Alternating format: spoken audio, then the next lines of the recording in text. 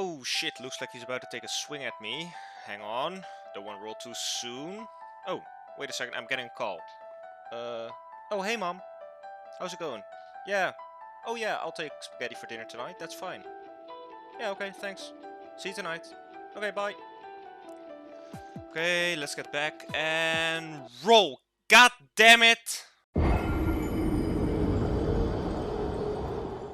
From Software and its creative director, this Hide... You know what?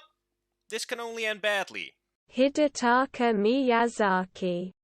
Gaia have been popular for a while now. Since the release of their first Soulsborne title, Demon Souls, they have been widely known as a game company which creates games to fuck you over as hard as possible. Recently, they've released their new flagship game, which everyone has heard about by now, because there are millions of videos on it and this video is not late at all. Oh, and this random old guy also helped make it. I don't know if you've ever heard of him. I'm guessing there's a lot of people out there who have never played any games in the Fromsoft franchise, or even people who hated earlier From Software games. Those people are probably all asking the same question. Is Elden Ring any different, and is it any better? Let's find out. Naturally, the game is difficult again, keeping in line with earlier From Software games. But on the internet, many people deem the release of this game the second coming of Christ, so it couldn't possibly be that hard, right?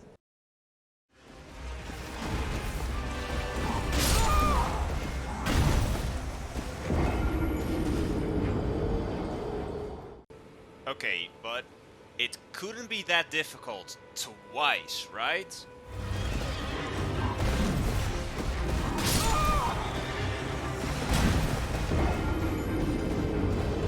Okay, but it couldn't be that difficult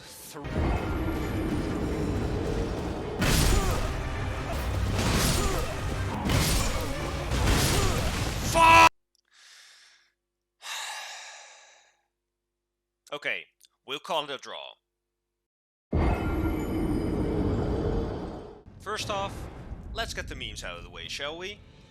Elden Ring is a game where gamers finally touch some grass and have dropped in that they have 0 bitches. However, you are maidenless. On a more serious note though, Elden Ring is actually quite different from the earlier From Software games in a couple of ways. For example, you start in this big green area in Elden Ring, you run around for a while, you die a lot, and you finally get to your first boss.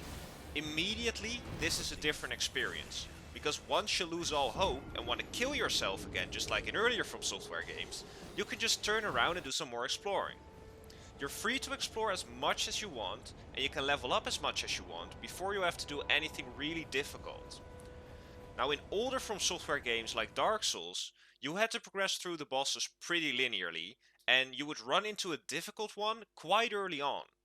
And apart from the fact you can just run away from bosses, you can also run around most bosses.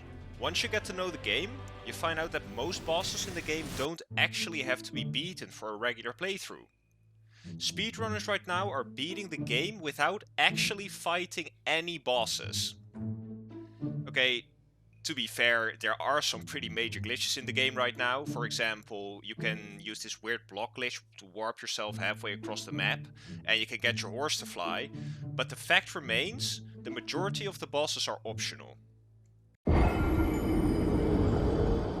Now, there was also a major issue I used to have, mostly with Dark Souls 1, which they fixed in Elden Ring. You never knew where the fuck to go. When you started Dark Souls 1, there was this giant graveyard right next to your starting bonfire, which definitely seemed like the direction you should go in. I'll give you a little hint. Don't fucking go there. It'll make you want to hurt people. Many players never touch Dark Souls again after entering that fucking graveyard because it's a dumb fucking idea to put a high level area easily accessible right next to the fucking spawn point. I mean, who the fuck would even come up with such a stupid goddamn idea? Whoa. Yeah, maybe I should go see a therapist. Anyways, this is an issue they really fixed in Elden Ring. Right from the start, you know exactly which way you should go. There's always a giant landmark in the distance which you want to get to. There are even these little shining particles showing you the way to the nearest boss from your current bonfire. The area between you and the next landmark is always filled to the brim with bosses, dungeons, and places to go.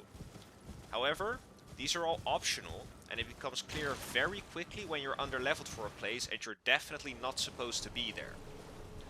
For example, you can go down this massive elevator somewhere in the starting area, down to this cave where you find a bunch of Vikings that immediately one-shot you the first 500 times you see them. But it's always clear you can return there later, and you don't have to run through it in your underwear at level 1. On the other hand, if you're some type of masochistic maniac, which, well, I guess is exactly Fromsoftware's target demographic, it can still be really fun to challenge yourself and explore these areas while you're way underleveled. Of course, Fromsoftware would never take away the option for players to inflict lasting emotional damage on themselves. George, my man, we're also gonna have to talk about some of these names. Margit, Morgoth, Moog, and another Moog? Really, these bosses are named about as differently as Donald Duck's fucking nephews. My god, at least make the names sound different enough to pretend you tried.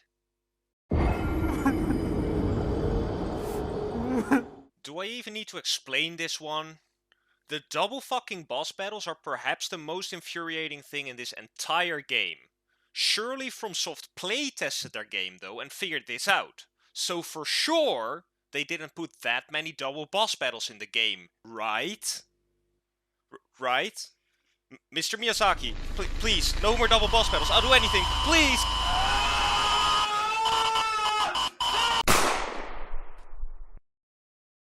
You know what?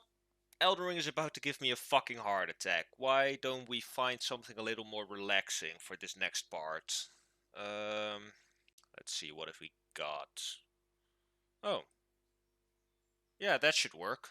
2 seconds later. Jesus Christ, this is not fucking relaxing. These boss battles have made me want to quit Elden Ring multiple times. At one point, the only reason I didn't quit was because I found the Sword of Nine in Flame and just bursted the bosses in one go. The problem with double boss battles in Elden Ring is that they no longer feel like a skill-based battle. They just feel like an RNG fuckfest where you have to pray to Buddha and all his apostles that they don't do that one attack combo that's impossible to dodge. It really surprised me how terrible this was in Elden Ring. Earlier, in Dark Souls 1, we had the infamous Ornstein and Smo boss battle, which also sucked and took most people multiple days to beat, but FromSoft made it playable by making one boss way faster than the other one, making it easy to separate them and beat them one by one. In Elden Ring, those basic rules of fair boss fights were just thrown out the fucking window, and they went with double balls to the walls quick bosses running circles around you.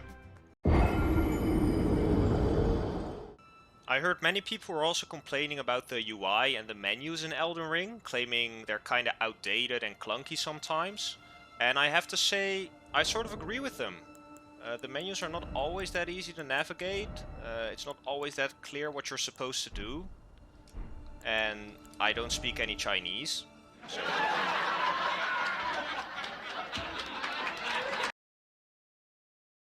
Jokes aside though, many people keep complaining FromSoftware just copies and pastes its UIs between games, and although there are many similarities, I still think FromSoftware makes their UIs a little better every time. The UI still isn't great and a bit clunky sometimes, but if this allowed FromSoft to turn the rest of this game into the amazing product it has become, I'm fine with it. There's just one thing I really fucking hate about FromSoft UI in Elden Ring. It's the start menu where you have to press any button before you actually come to the starting menu with options like continue and new game. Why is that there? It serves no purpose, you can't do anything else while it's opened, it just takes time. And every time you quit the game, it brings you back to the same starting screen instead of exiting the game like you asked. Then, you just spam your controller buttons, of course, to just exit the game because you want to fucking quit the game, and then you spam for too long and you accidentally start the game again. Just close the game when I press quit! I know it's just a minor inconvenience, but have you ever accidentally pressed restart when shutting down your computer at night before bed? We all know how that feels.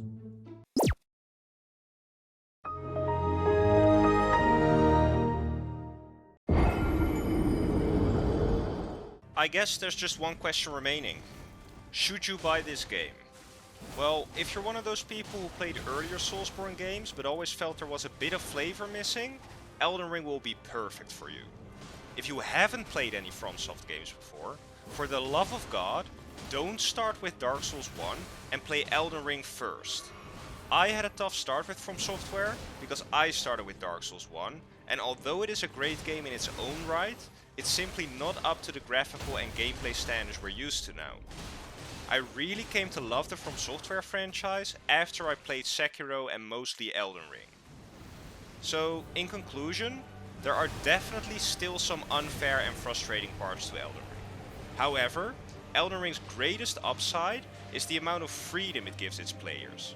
The fact that you can simply skip almost all of the things you find frustrating and unfair makes the game a lot more enjoyable. While fighting the Godskin duo and Malenia, you will hate Elden Ring so much you'll want to tear your hair out, but after you've calmed down, this will probably be one of the greatest games you have ever played.